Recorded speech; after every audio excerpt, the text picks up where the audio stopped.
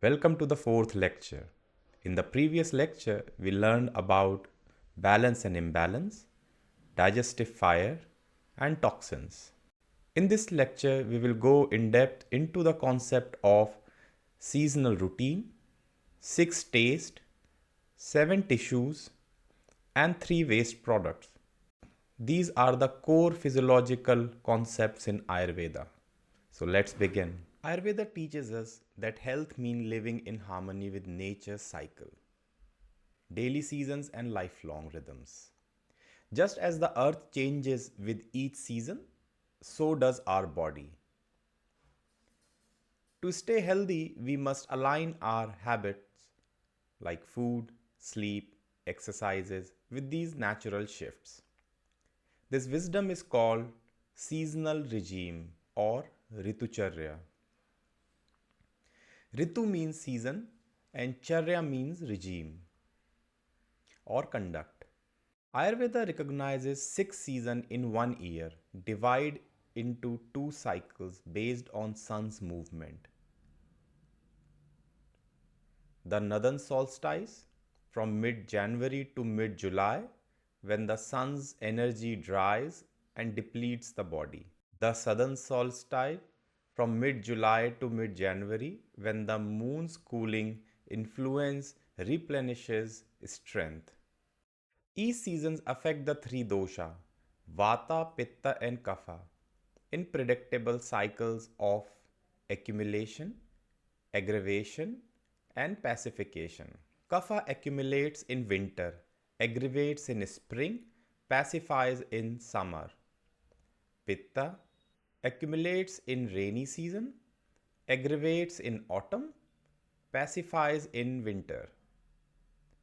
Vata dosha accumulates in summer, aggravates in rainy season, pacifies in autumn.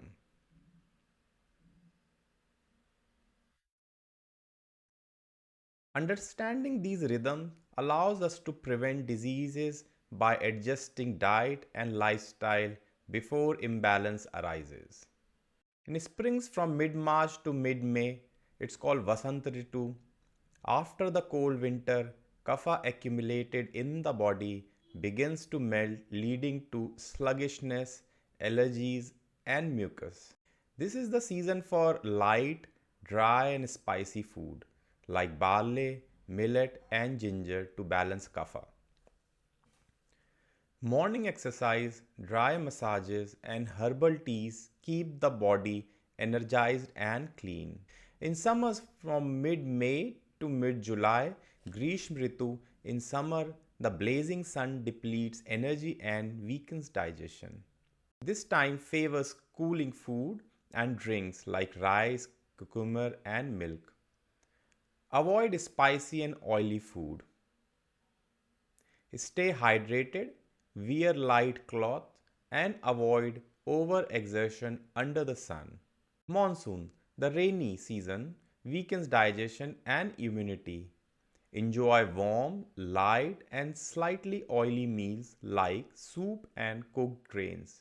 Boiled water and herbal teas prevent ama toxins. Avoid raw foods, heavy dairy, and sleeping during the day. In autumn from mid-September to mid-November, it is the time of post-monsoon season. It brings clarity but pitta rises, causing acidity, rashes and irritability. Balance it with sweet, bitter and astringent food like ghee, coconut water and leafy greens. Moonlight walks, swimming and cooling herbs like fennel seed help restore calm and balance. In early winter from mid-November to mid-January, Agni or digestive fire becomes strong. The body craves nourishment, so this is the time for rich, oily and warm food like soup, nuts, ghee and whole grains. Do regular exercise, oil massage and warm clothing keep Vata in control. In late winter, from mid-January to mid-March, this is the coldest period. The body is strong, but kapha slowly builds up. This time favors spicy, pungent, and slightly bitter food to balance heaviness. Do dry massages, steam bath, and early morning workouts are ideal. Ayurveda also describes dosha dominance across life stage. Like childhood is kapha dosha predominant. It's the time of growth, stability, and tissue development. Adulthood, pitta period, energy metabolism and transformation. In old age, vata is predominant. It is dry, mobility is declined. Each phase requires different care. In childhood, avoid cold and heavy foods that increases kapha.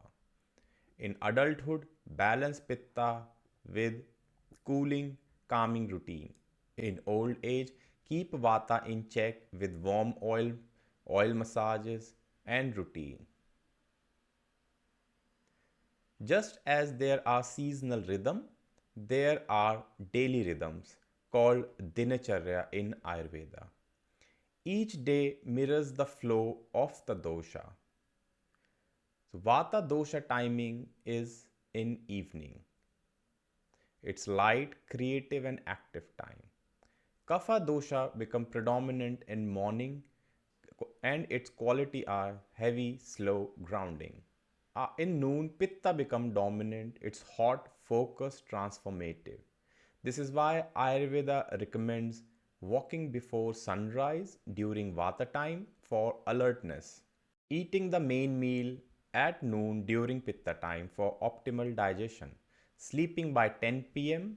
before Kapha time deepens heaviness. When our routine aligns with these cycles, digestion, sleep, and energy naturally balance out. When we respect the natural flow of seasons, days, and life stages, we cultivate resilience and harmony. Ignoring these rhythms lead to imbalance, poor digestion, and diseases. Ayurveda reminds us how we know how to adapt to time, place, and season, living a long and healthy life. Through Ritucharya, we learned that prevention is the highest form of medicine and nature is our greatest teacher. Now we see the concept of taste. In Ayurveda, taste is much more than pleasure on the tongue. It's a key to healthy digestion and emotional balance. Every food and herb carries a taste, rasa, which directly influence our doshas, Vata, Pitta and Kapha dosha. Understanding the six tastes in Ayurveda, their properties and their post-digestive effects called vipaka, it helps us design meals and lifestyle that truly heals from within. The Sanskrit word rasa means essence or juice or taste. Ayurveda describes six tastes. The first one is sweet, madhura. Second one is sour, amla. Salty is known lavana. Then the pungent, katu, bitter, tikta, and astringent, kashaya. Each taste is made up of two of the five elements: earth, water, fire, air, and ether. These elements combination explain how taste affect our body, mind, and dosha. Sweet taste promote strength, longevity, and satisfaction. It nourishes tissues, calms nerve, and support immunity. Found in milk, rice dates, and ghee. But excess leads to weight gain, lethargy, congestion, and increase in kapha dosha. Sour taste stimulates appetite, awakens the mind, and aids digestion. Found in citrus fruits, yogurt, and fermented food. Too much can cause acidity, heartburn, or irritability. Salty taste enhances flavor, maintains electrolyte balance, and support digestion. Natural salts improve absorption and relieve stiffness, but overuse leads to water retention, hypertension, and premature aging. The pungent taste ignites Agni, clears toxin, and improves circulation. Found in ginger, garlic, black pepper, and chilies. In excess, it can cause burning, thirst, and nerve irritation. The Tikta Rasa, though least liked, bitter taste is deeply cleansing and detoxifying. It purifies blood, improves skin, and reduces craving. Found in bitter gourd, neem plant, and leafy green vegetables. Too much can cause dryness and weakness. The last one is astringent taste. Astringent taste causes a puckering sensation in the mouth. It tightens tissue, heals wounds, and stops bleeding. Found in lentils, unripened banana, pomegranate, and green tea. Excess causes constipation and dryness. Ayurveda teaches that a balanced meal includes all six tastes in proper proportion. This ensures that the body receives nourishment, energy, and mental satisfaction. So, guidelines is that sweet favors sour and salty taste when vata is high to ground and warm the body. Favor sweet, bitter, and astringent taste when pitta is high to cool and soothe the body. Favor pungent, bitter, and astringent taste when kapha is high to lighten up and stimulate appetite. When any taste dominates or is neglected, imbalance arises, showing up as craving, fatigue, or emotional disturbance. Taste also touches the mind. Sweet gives love and contentment. Sour brings enthusiasm and recognition. Salty fosters courage and zest. Pungent awakens clarity and drive. Bitter cultivates introspection and detachment. Astringents inspire discipline and self control. By being mindful of what we eat and how it makes us feel, we align body, mind, and spirit. Ayurveda reminds us let food be our first medicine and taste which guides to balance. Ayurveda sees the human body as a living temple built, nourished, and sustained by seven fundamental tissues called Dhatus. In this chart, you see that from Tridosha, the Agni digests the food. The seven fundamental tissues are called Dhatus, and then these tissues are formed. And the three waste products are called malas. Together they make body and maintain the harmony between creation and elimination, the balance that defines true health. In this slide, we will explore what tissues are and their seven types, and finally, the three malas, the body's natural purification system. The tissues or dhatus are formed sequentially, each one nourishes the next through the power of Agni, the metabolic fire. Let's look at the seven tissues, dhatus. The first one is plasma or lymph. It nourishes all tissues and carries nutrient, comparable to the circulatory and lymphatic fluids. The second one is blood tissue, give color, vitality, and oxygen. It's the force of life itself, symbolizing passion and strength. Third is muscle tissue. It provides shape, strength, and protection to internal organs. Fourth is fat tissue. It lubricates, insulate and store energy. It gives smoothness and endurance. Fifth is bone. Provide structure, stability and support includes cartilages, nails and teeth. Bone marrow and nervous tissue is the sixth tissue. It fills the space within bones and nourishes the nervous system. It governs coordination and mental stability. The last is Shukra Dhatu, Shukra tissue.